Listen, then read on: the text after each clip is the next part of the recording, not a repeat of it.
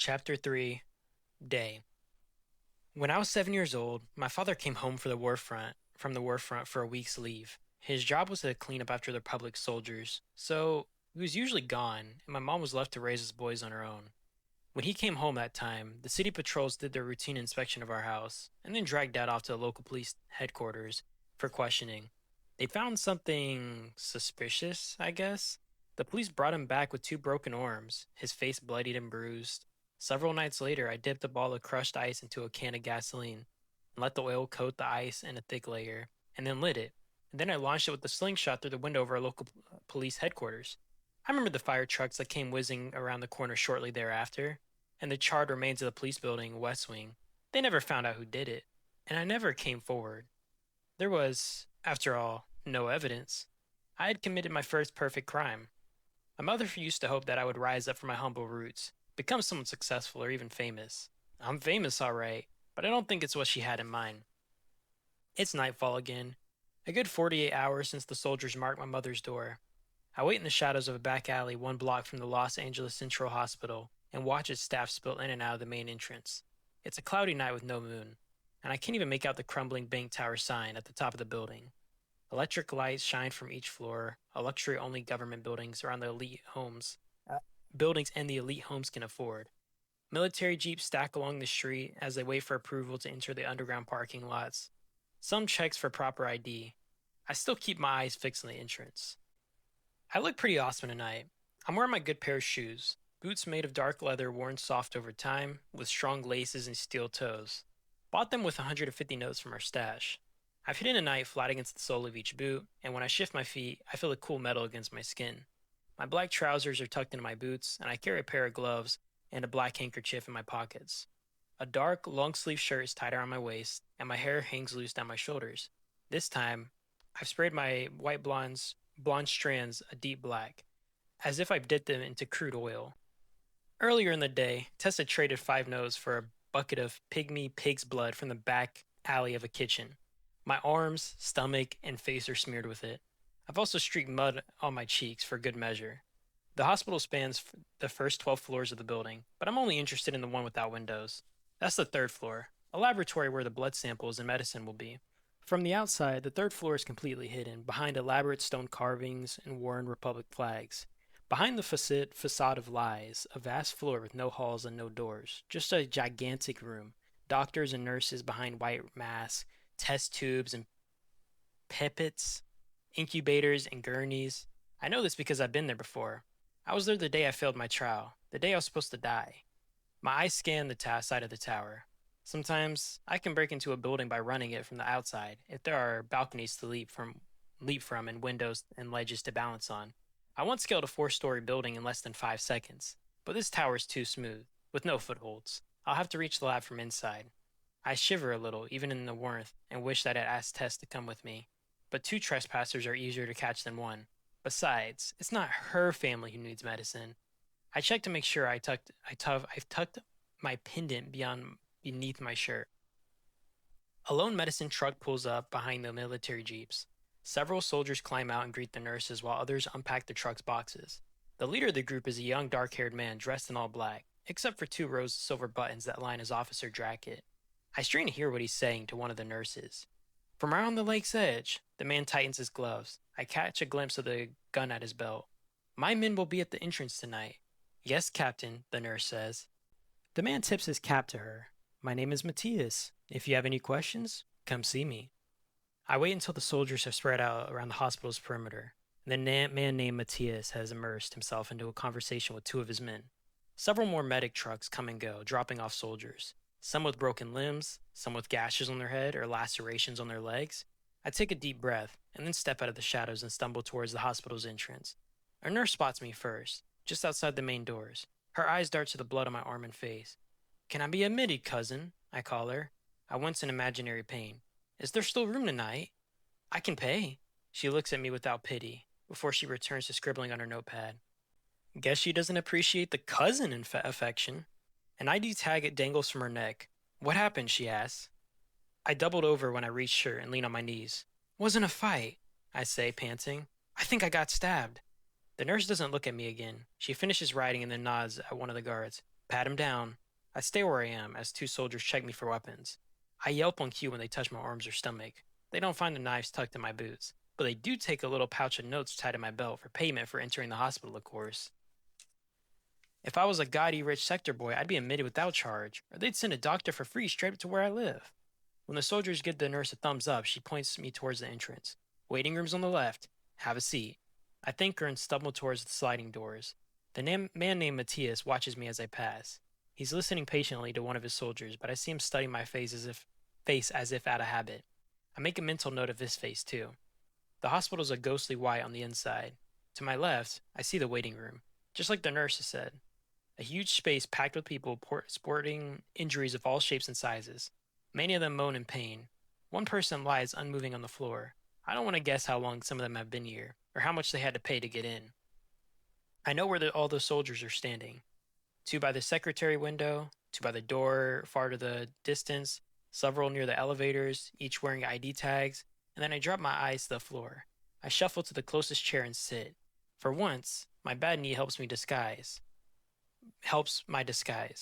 I keep my hands pressed against my side for good measure. I count 10 minutes off my head, long enough so that new patients arrive in the waiting room and soldiers are less interested in me. Then I stand up and pretend to stumble and lurch toward the closest soldier. His hand reflexively moves to his gun. Sit back down, he says. I trip and fall against him. I need the bathroom, I whisper, my voice hoarse. My hands tremble as I grab his black robes for balance. The soldier looks at me in disgust while some of the others snicker. I see his fingers creep closer to his gun's trigger, but one of the other soldiers shakes his head. No shooting in the hospital. The soldier pushes me away and points towards the end of the hall with his gun. Over there, he snaps. Wipe off some of that filth on your face, and if you touch me again, I'll fill you with bullets. I release him and nearly fall to my knees, and then I turn and stagger towards the restroom, my leather boots squeaking against the floor tiles. I can feel the soldier's eyes on me as I enter the bathroom and lock the door. No matter, we'll forget about me in a couple of minutes, and it'll take several more minutes before the soldiers I'd grab realizes that his ID tag is missing. Once in the bathroom, I abandon my sick routine. I splash water on my face and scrub until most of the pig's blood and mud have come off. I unzip my boots and tear open the inner soles to reveal my knives, and then tuck them into my belt. My boots go back to my feet, and then I untie the black collared shirt around my waist and put it on, buttoning it all the way up to my neck and clipping my suspenders over it. I pull up my hair into a tight ponytail and tuck the tail into my shirt so that it's pressed flatly against my back. And finally, I pull my gloves on and tie a black handkerchief around my mouth and nose. If someone catches me now, I'll be forced to run away. Might as well hide my face. When I finish, I use the tip of one of my knives to unscrew the cover of the bathroom's ventilation shaft. Then I take out the soldier's ID tag, clip it onto my pendant necklace, and stuff myself headfirst into the shaft's tunnel. The air in the shaft smells strange, and I'm grateful for the handkerchief around my face. I inch along as fast as I can. The shaft can't be more than 2 feet wide in any direction. Each time I pull myself forward, I have to close my eyes and remind myself to breathe, that the metal walls around me are not closing in. I don't have to go far. None of these shafts will lead to the third floor. I only need to get it far enough to pop out onto one of the hospital stairwells, away from the soldiers on the first floor. I press forward. I think of Eden's face, of the medicine he and John and my mother will need, and of the strange red eggs with a line through it. After several minutes, the shaft dead ends. I look through the vent, and in the silvers of light, I can see the pieces of cursed stairwell. The floor is immaculate, an immaculate white, almost beautiful, and, most important, empty. I count to 3 in my head, and then I bring my arms as far back as I can and give the shaft cover a mighty shove. The cover flies off. I get one glimpse of the stairwell, a large cylindrical chamber with tall plaster walls and tiny windows. One enormous spiraling set of stairs. Now, I'm moving with all speed and no stealth. Run it! I squeeze out of the shaft and dart up the steps. Halfway up, I grab the railing and fling myself to the next highest curve. The security cameras must have focused on me. An alarm will be sounding any minute now. Second floor. Third floor. I'm running out of time. As I reach the third floor door, I tear the ID tag off my necklace and pause long enough to swipe it against the door's reader. The security cameras haven't triggered an alarm in time to lock down the stairwell. The handle clicks. I'm in. I throw the door open. I'm in a huge room filled with rows of gurneys and chemicals boiling under the metal hoods. Doctors and soldiers look at me with startled faces. I grab the first person I see, a young doctor standing close to the door. Before any of the soldiers can point a gun in our direction, I whip out one of my knives and hold it to the man's throat. other doctors and nurses freeze. Several of them scream. Shoot and you'll hit him instead, I call out to the soldiers from beneath my handkerchief. Their guns are focused on me now. The doctor trembles in my grasp. I press the knife harder against his neck, careful not to cut him. I won't hurt you, I whisper in his ear. Tell me where to get the plague cures. He lets out a strangled whimper, and I can feel him sweating under my grip. He gestures towards the refrigerators. The soldiers are still hesitating, but one of them calls out, Release the doctor, he shouts. Put your hands up. I want to laugh. The soldier must be a new recruit. I cross the room with the doctor and then stop at the refrigerators. Show me. The doctor lifts a trembling hand and pulls the door open. A gust of freezing air hits us. I wonder if the doctor can feel how fast my heart is beating. There, he whispers. I turn away from the soldiers long enough to see the doctor pointing at the top shelf in the fridge. Half of the vitals on the shelf are labeled with the three-line X. T fluoride virus mutations. In the other half, the vials are labeled 11.30 cures, but all the vials are empty. They've run out.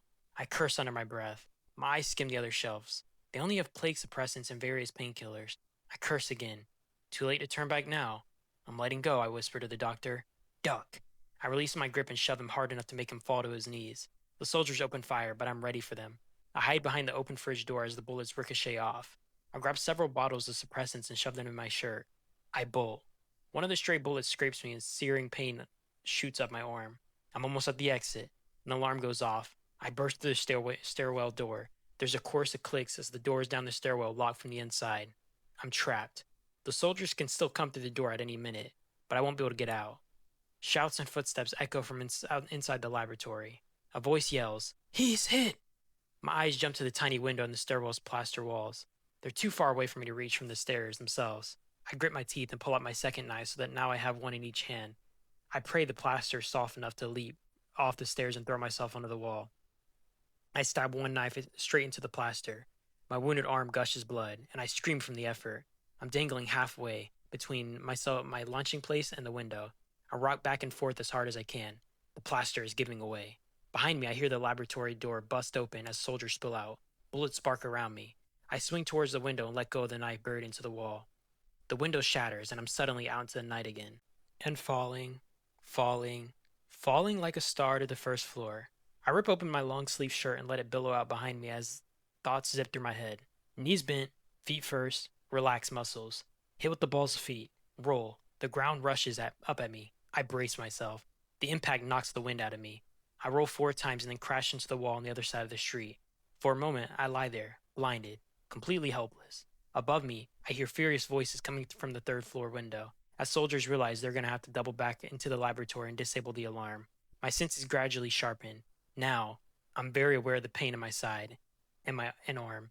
I use my good arm to prop myself up and wince. My chest throbs. I think I've cracked a rib. When I try to stand, I realize that I've sprained one of my ankles too. I can't tell if adrenaline is keeping me from feeling other effects of my fall. Shouts come from around the building's corner. I force myself to think. I'm now near the rear of the building, and several alleys branch off behind me into darkness. I limp into the shadows, and then I look over my shoulder. I see a small group of soldiers rush to where I had fallen, pointing out at the broken glass and blood. One of the soldiers is the young captain I saw earlier, the man named Matthias. He orders his men to spread out. I quicken my pace. I try to ignore the pain. I hunch my shoulders so that the black of my outfit and hair help me melt into the darkness. My eyes stay down. I need to find a sewer cover. The edges of my vision are blurry now. I push one hand against my ear and feel for blood. Nothing yet. A good sign. Moments later, I catch the sight of a sewer cap on the street. I heave a sigh, readjust the black handkerchief covering my face, and bend down just enough to lift the cover. Freeze! Stay where you are! I whirl around to see Matthias, the young captain from the hospital entrance, facing me. He has a gun pointed straight at my chest, but to my surprise, he doesn't fire it. I tighten my grip on the remaining knife. Something changes in his eyes, and I know he recognizes me, the boy who had pretended to stagger into the hospital. I smile. I have plenty of wounds for the hospital to treat now. Matthias narrows his eyes. Hands up! You're under arrest for theft, vandalism, and trespassing. You're not going to take me in alive. I'd be happy to take you in dead if you prefer. What happens next is a blur. I see Matthias tense up to fire his gun. I throw my knife at him with all my strength. Before he can fire, my knife hits him in the shoulder and he falls backwards with a thud. I don't wait to see him get up. I bend down and heave the manhole cover up, and then lower myself back down the ladder into the blackness. I pull the sewer cover back in place. My injuries are catching up to me now. I stumble along the sewers, my vision going in and out of focus. One of my hands is pressed hard against my side. I'm careful not to touch the walls. Every breath hurts. I must have cracked a rib. I'm alert enough to think about which direction I'm moving in and concentrate on heading towards the lake sector. Tess will be there. She'll find me and help me to safety. I think I can hear the rumble of footsteps overhead, the shouts of soldiers. No doubt, someone has discovered Matthias by now. They might even have headed down into the sewers, too. They could be hot on my trail with a pack of dogs. Make a point to take several turns and walk into the filthy sewer water. Behind me, I hear splashes and the sounds of voices. I take more turns. The voices get a little closer, and then further. I keep my original direction planted firmly in my mind. It would be something, wouldn't it? To escape the hospital only to die down here, lost in a gaudy maze of sewers. I count the minutes off to keep myself from passing out. 5 minutes, 10 minutes, 30 minutes, an hour. The footsteps behind me sound far away now, as if they're on a different path than I am. Sometimes I hear strange sounds, something like bubbling test tubes and the sigh of steam pipes. A breath of air. It comes and goes. 2 hours, 2.5 hours. And when I see the next ladder leading up to the surface, I take my chances and pull myself up. I'm in real danger of fainting now. It takes all my remaining strength to drag myself into the street. I'm in a dark alley where when I've caught my breath, I blink away my fuzzy vision and study my surroundings.